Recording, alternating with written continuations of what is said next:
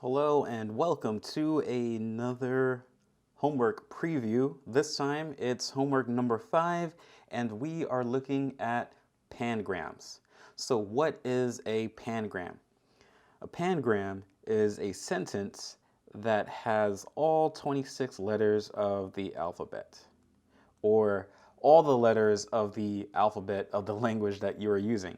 In this case, it's English, so we are looking at the letters A through Z. If a sentence or a phrase has all of these letters, it's a pangram. If it doesn't, it's not a pangram. You may be familiar with this sentence, the quick brown fox jumps over the lazy dog. This is a pangram. This sentence, the quick brown fox jumps over the lazy dog, has every letter of the alphabet. You can take my word for it, or you can look at the letters one at a time to see if A through Z is in there. And actually doing that can give you some clues into how you can go about solving this problem. So imagine that I want to check every letter. So I might look and see that there's a T and say, okay, cool, there's a T in the sentence. There's an H, there's an E, there's a Q. Or I can go about this more methodically and maybe make a list of letters. So we have the letter A, B, C, D, E, F, G, H, I, J, K, L, M, N, O, P. This is a lot to write out. Q, R, S, T, U, V, W, X, Y, and Z. You know what? Let's change the color of these letters so it stands out against the blue background. Let's do a deep purple. There we go. Much better. Much better. So that is our list of letters. And what I can do is say, hey, let's go through the list. Let's look at the list and look at the phrase. But we need to look one letter at a time. So let's start with the letter A. Let's look through the phrase. We look at T, that's not an A, so we go to the next one. We look at H, that's not an A, we go to the next one. We go to the E, not an A, the space, not an A, the Q, not an A, the U, the I, the C, the K, the B, the R, the O, the W, the N, the space, the F, the O, the X, the space, the J, the U, the M, the P, the S, O, V, E, R, T, H, E, L. Look, we have an A. Awesome. We can check off the A. We have seen an A. So we know that we have an A in the sentence. Try to erase all the little dots. Oh, that just made things worse. Let's get those letters back in there. Quick brown fox jumps over the lazy dog. Okay, so we see that we have an A in the sentence. Nice. Let's move on to B.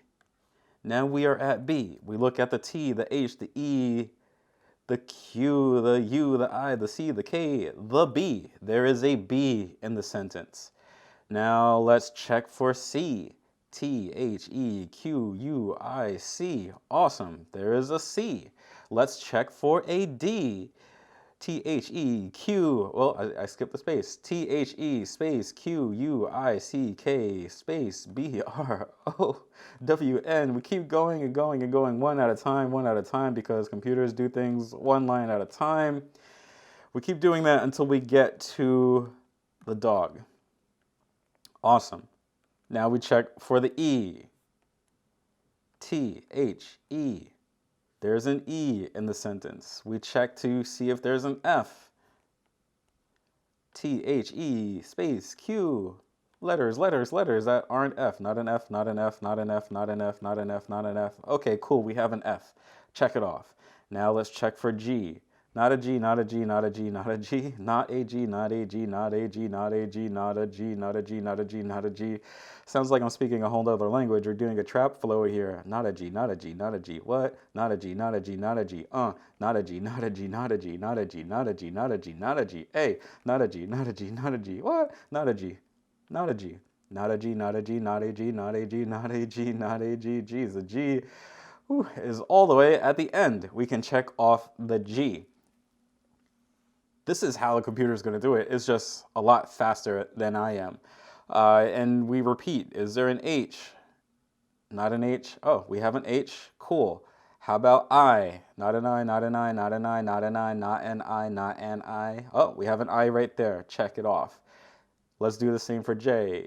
T, H, E, space, Q, U, I, C, K, B, R, R, sorry, B, R, O, W, N. We keep going till we get to the J over here for the jump. Then the K is inside of quick. Awesome. The L, we keep going. I want to erase the lines, but I keep erasing the letters, so I'll just put this at the top here. We start at the T, we go to the H, the E, the Q, the space, the Q, the U, the I, the C, the K, the space, the B, the R, the O, the N. What letter am I looking for? L? Wow, we have to keep going, keep going, keep going, keep going, keep going, keep going, keep going. L's right there. And we repeat this for every single letter. Now I'm going to go into human mode, check for the M. M is in jump. We check for the N is in brown. We check for the O is in fox. We check for the P is in jumps. We check for the Q is in quick.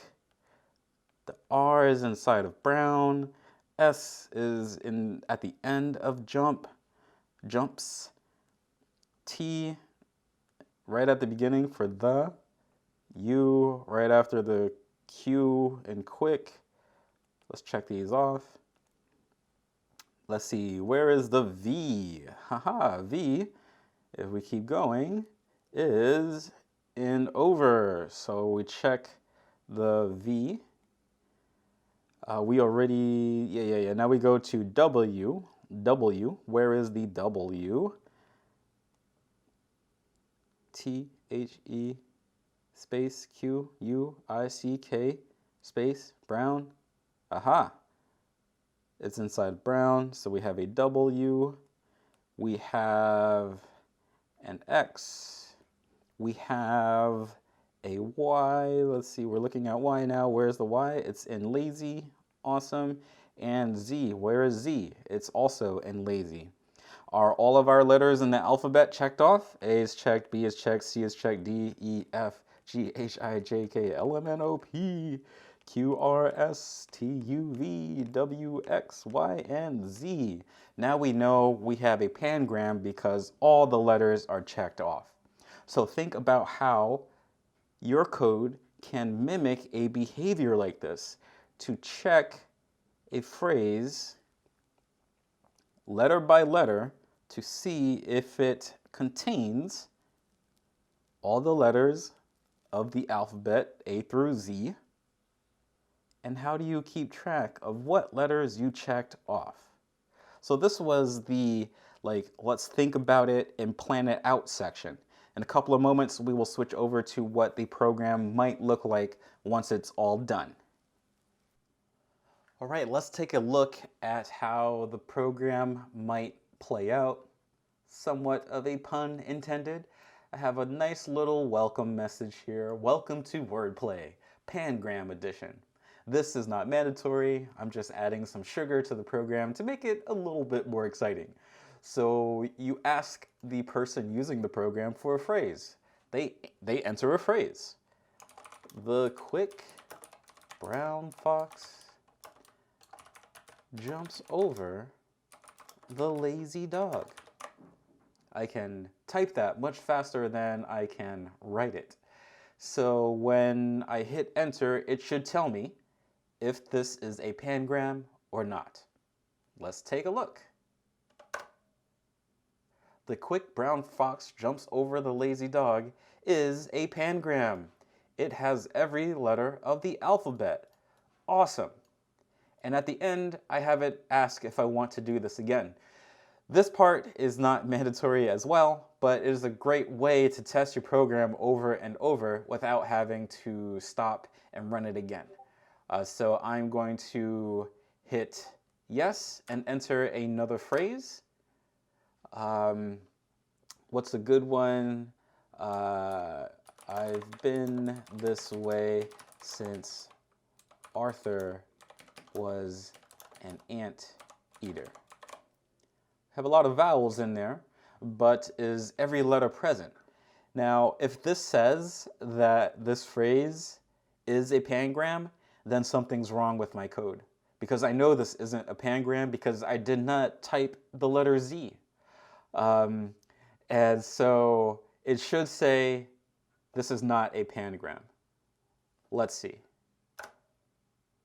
I've been this way since Arthur was an anteater is not a pangram. It does not have every letter of the alphabet. Awesome. So with these two phrases, I got the expected behavior. The quick brown fox jumps over the lazy dog is a pangram. I've been this way since Arthur was an anteater is not a pangram. This is one way that your program might look. Now, underneath the hood, there are a few things that you might consider. The homework asks that the function returns true if something's a pangram, and it returns false if it is not. So over here I have a function definition. There is nothing inside of it except for some comments about what the code should do. Look through every letter of the phrase. If every letter is present in the phrase, return true. If every letter is not present in the phrase, return false. And then writing some code inside. Ignore the pass part. Pass just means, hey, Python, ignore this function because we're just testing it, so don't run any code inside.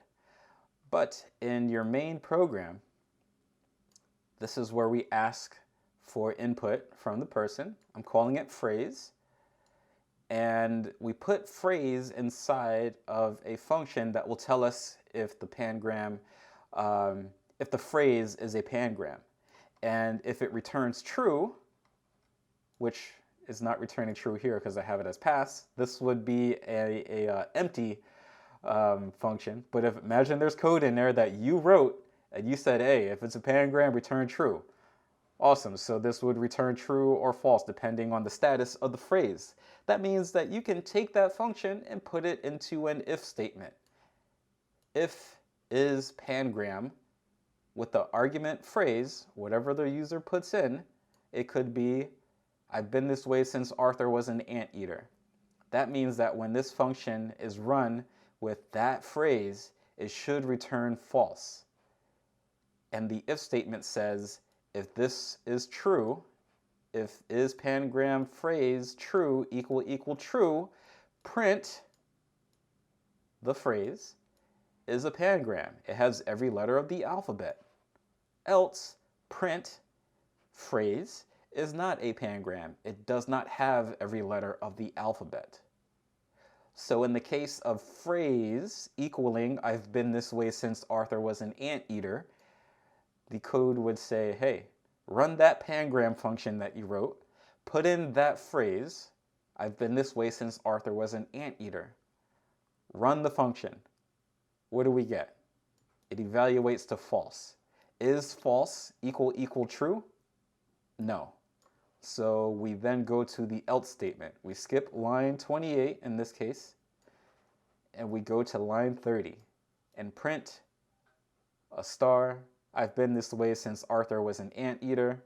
Star is not a pangram. New line. It does not have every letter of the alphabet.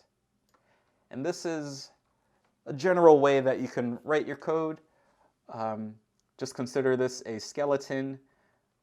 Of course, you can have your own style. You might not write a pangram function. Well, actually, you should because it says it in the homework. But you might have other ways of doing some of the things that I talked about in the previous section of checking for the letters. Maybe you need to make some letters. How are you going to make those letters? How are you going to check the letters? I just hit a key by accident. So there's lots of flexibility, and yeah, that's about it. There's lots of flexibility, and I hope you have fun with this assignment. And once again, if you get stuck, if stuck equal true, contact your TA, contact your instructor, reach out on Discord, reach out via email, talk to a friend in a study group. All right? So yeah, hope everyone's staying safe and staying warm, and that you remember your ABCs. Always be coding. Bye.